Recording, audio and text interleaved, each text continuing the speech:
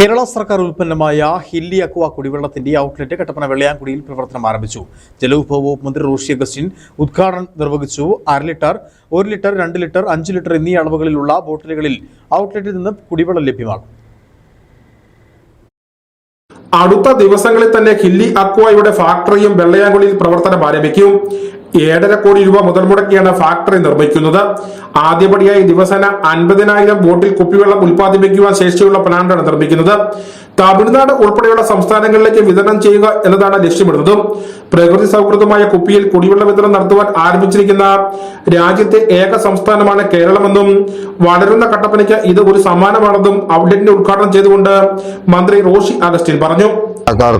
വഴിയാത്രക്കാർക്കും അതോടൊപ്പം ബൾക്കായിട്ട് വെള്ളം എടുക്കാൻ ആഗ്രഹിക്കുന്നവർക്കും റിഡക്ഷൻ രീതിയിൽ വെള്ളം നൽകാൻ കഴിയത്തക്ക ഒരു സഹായ പദ്ധതിയാണ് രൂപപ്പെടുത്തിയിട്ടുള്ളത്.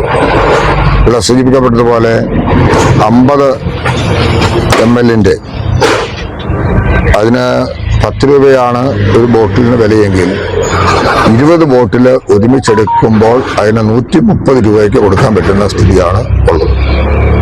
1 ലിറ്ററിന്റെ ബോട്ടില് പുറത്ത് കൊടുക്കുന്നത് 15 രൂപയ്ക്കാണെങ്കിൽ ഉദ്ഘാടന യോഗത്തിൽ കേരള കോൺഗ്രസ് സംസ്ഥാന സ്റ്റിയറിംഗ് കമ്മിറ്റി അംഗം അഡ്വക്കേറ്റ് മനോജ് തോമസ്, CPM ജില്ലാ കമ്മിറ്റി അംഗം VR Saji, CPM Kattappana area secretary Mathew George, KP Sumod, Shaji Kuthodi, CR Murali, Tomy George, Shaji Bharathalal തുടങ്ങിയവർ പങ്കെടുത്തു. News bureau Kattappana.